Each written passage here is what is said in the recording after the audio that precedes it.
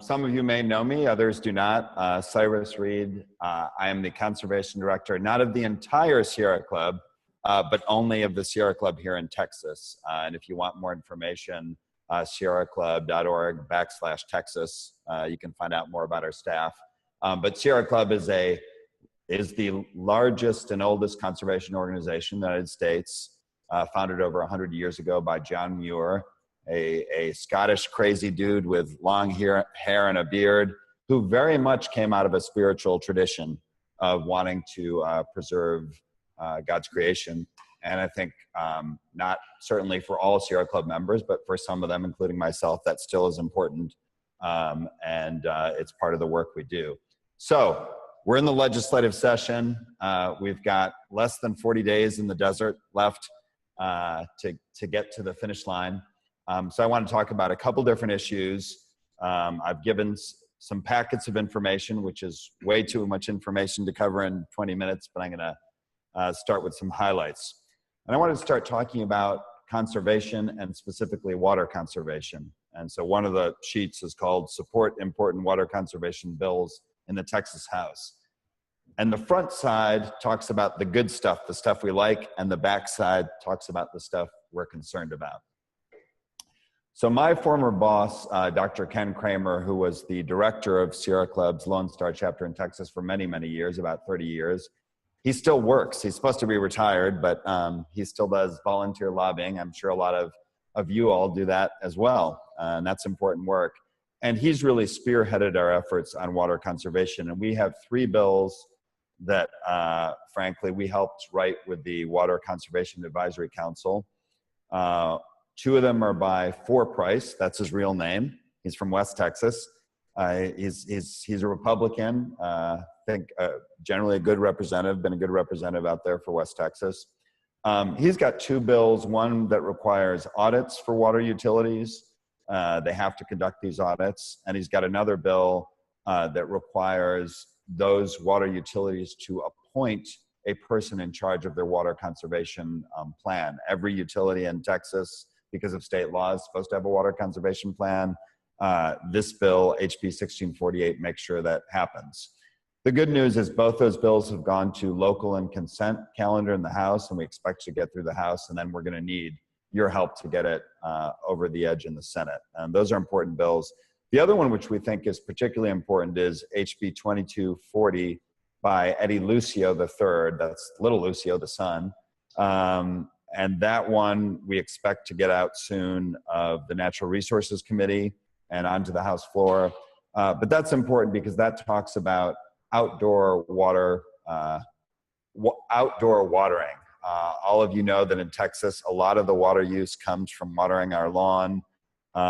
This bill would require water utilities, certain retail water utilities, to establish limits on that outdoor water, on that outdoor watering to help preserve that precious resource for the rest of us. And so that's a very important bill. We are concerned about a couple of bills that we oppose that so far have not gotten out of committee, but they are Senate Bill 225 by Senator Van Taylor up there in Plano, and HB 3742 by Representative Phelan. He's in the Beaumont, Port Arthur area, basically. Both of those bills are really about taking away, in our view, the public's right to participate in water right permitting. They make the process for opposing new water rights from water utilities easier for those water utilities and harder for the public to oppose. And so we are trying to keep those bills, frankly, stuck in committee. A bunch of us, including Texas Impact, worked very hard last session and were ultimately unsuccessful in stopping similar bills on air permitting from getting through that really take away the public's ability to get in there and fight those permits or make those permits better. And so we're very concerned about that. You know, obviously we want in Texas the public to have a right to intervene in those water rights and to have effective representation before judges. And so we want to preserve those rights. So that's very important. Another area that all of us, including Texas Impact and Sierra Club, have been working on is we want a better and more effective Railroad Commission of Texas. Now, all of you obviously know that the Railroad Commission of Texas regulates railroads. Oh, wait, no, they don't. They haven't regulated railroads in decades, maybe 100 years.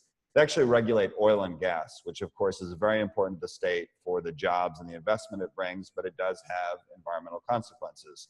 And so for the third time, we are trying to pass a Railroad Commission sunset bill. We tried twice before to get good reforms at the Railroad Commission, and ultimately those bills didn't pass. It's up again. It's already passed the House. It's moved on to the Senate. We support the bill, but think it's not strong enough. And so we have a number of amendments we'd like to put onto the bill. One of the most obvious ones is we, along with the commission, the state agency, the Sunset Commission that looked at the Railroad Commission's operation, said, calling it the Railroad Commission of Texas really doesn't make sense. The public doesn't know what they do. And they really should be the Texas Oil and Gas Commission or the Texas Energy Resources Commission. So we did attempt unsuccessfully in the House to change the name, but we will try again in the Senate.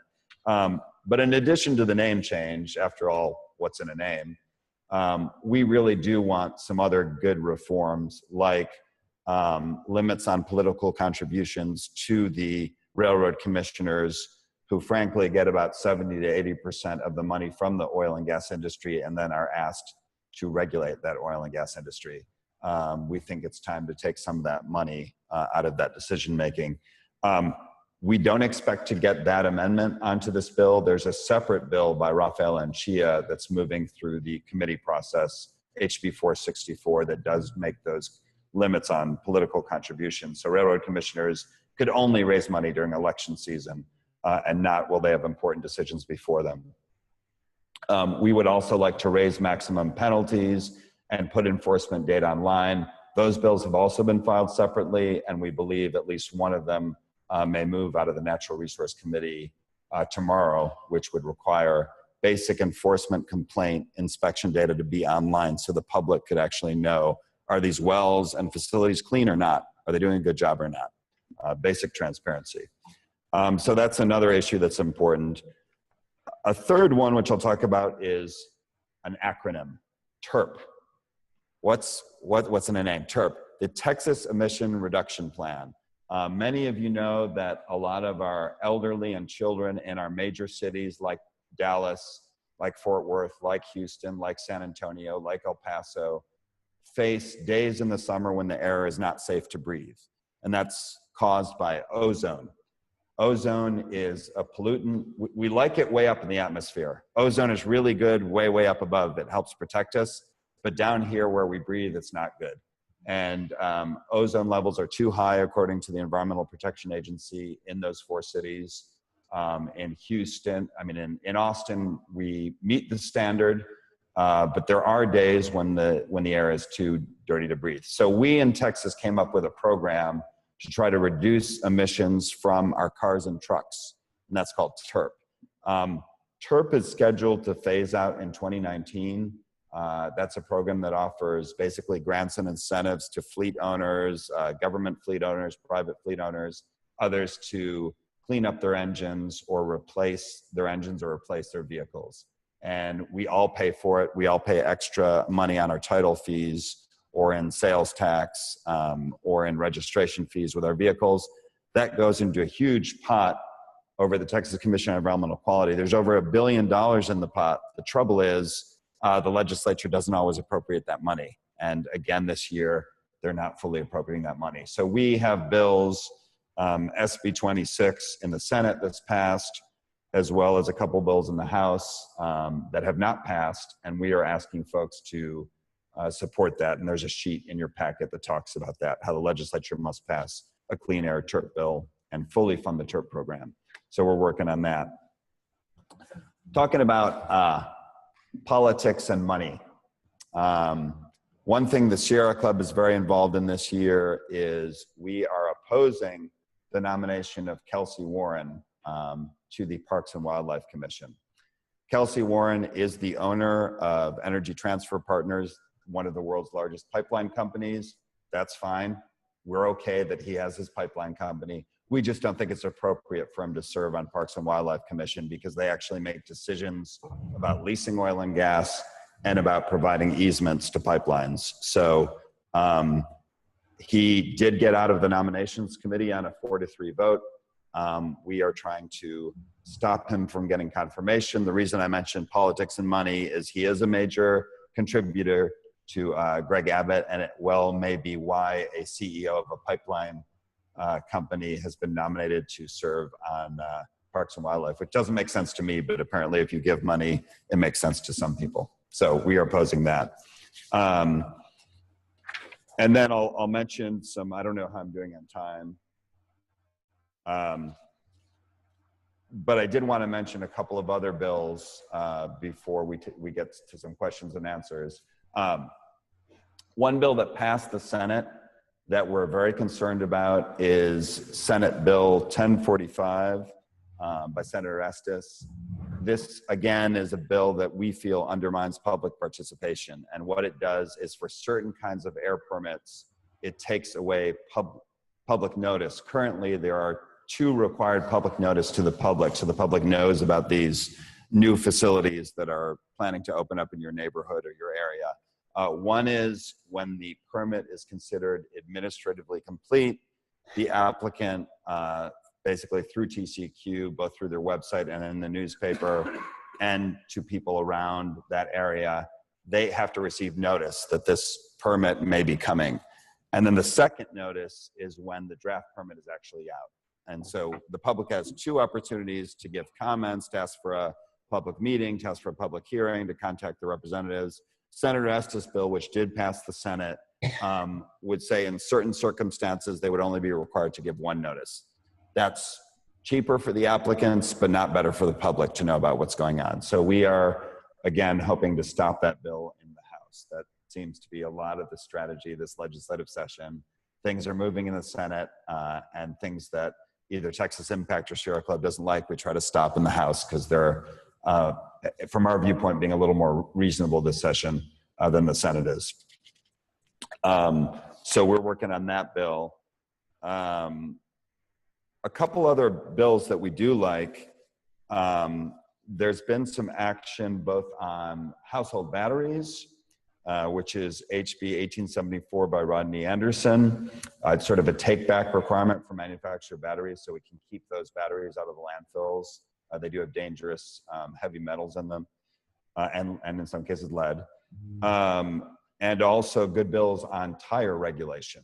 So Senate Bill 570 by Senator Rodriguez out of El Paso and HB 3744 by Representative Wally are good bills to require better regulation of scrap and used tires and keep them from being dumped along our highways or into riverbeds.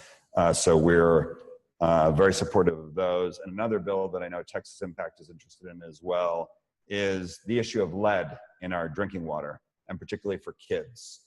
There are 2 bills, companion bills, one by Farrar, 3695, and one by Garcia, 1587, that actually has a hearing today that a bunch of us will be going to, that will require more testing in schools for lead levels for our kids, which should be an issue that, you know, concerns us all. And then if they do find elevated lead, they both have to inform the parents. Well, they have to inform the parents about the results of their testing, and then the water utilities would be required to remediate those areas that had, you know, those old pipes or old facilities that had lead in them.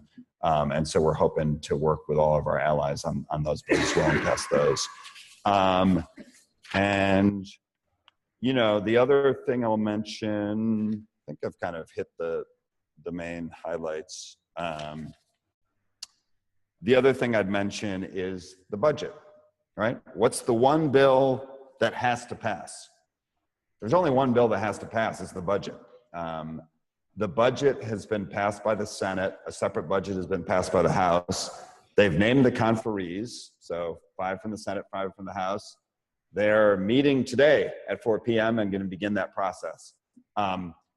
The budget for the natural resource agencies, the agencies that I follow, is a very small part of the budget. Most of the budget is about education, health, and human services. So a small percentage of the budget goes to Railroad Commission, Parks and Wildlife, Commission on Environmental Quality, and in general, the House version of the budget funds those agencies more than the Senate version.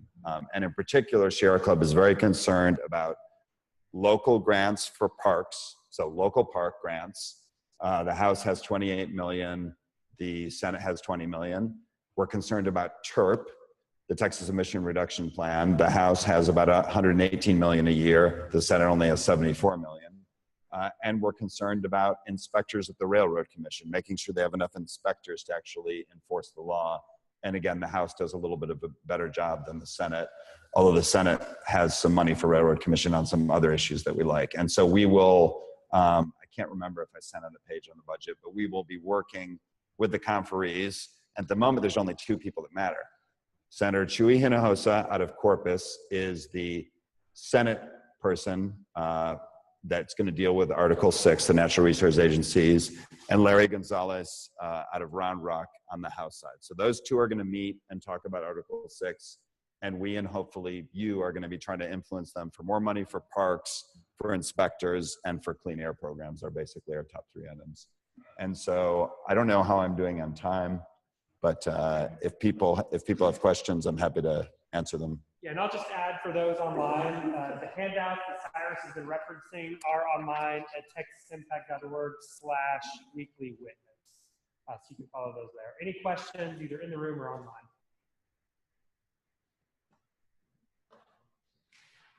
I have a question. Sure.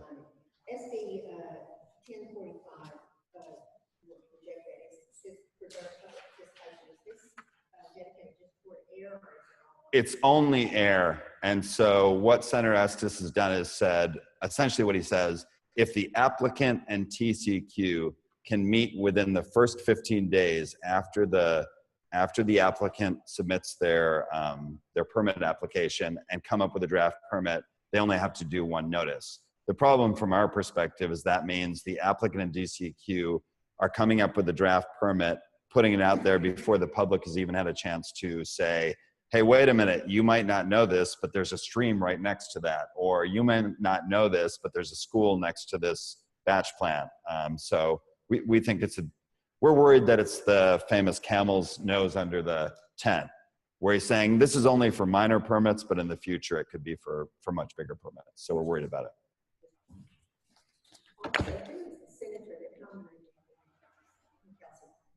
That would be Senator Huffines. Kelsey Warren lives in the Dallas area. I assume in a nicer part of Dallas than I usually go to. And he has been nominated by him. But it was Abbott. It was the governor who appointed him. But he has to be nominated by somebody, so yes. Sorry, we have a question online. Sure. And y'all let me know if you can't hear this, and we'll make sure that Cyrus repeats the question. But from Paul online. Are there any initiatives to improve the function of the groundwater conservation districts? His understanding is that the board members could be sued individually by entities that are disappointed by their decisions. So you're getting outside my area of expertise. That's really something, in general, I do the parks and the air and the energy issues, and Ken Kramer, my former boss, does the water issues. But what I can do is ask him that. I know there's a bill on the House floor that there's some concern about, HB 31 this week, but I'll get some more details and maybe send it to you and you can pass it on. I'm just not that familiar with the groundwater district bills. And I'll mention too that we are, in concert with Texas Impact, we are having actually a lobby day tomorrow on the Alliance for Clean Texas, which is the umbrella group that unites all of us working on environmental issues. So we will be meeting basically from 9 to 4 tomorrow in the, now I can't remember what room it is. If you're interested in coming, email us at engagement@texasimpact.org, yeah, and we'll make sure we get that information to you. I'm sure it's probably on the website. It's probably on the website. If you Google Alliance for Clean Texas, you'll probably find it, or go to Texas Impact. Any other questions? If not, Cyrus, thank you so much for the time. Thank you. I appreciate everything that Texas Impact is doing, and good to work in concert with you guys.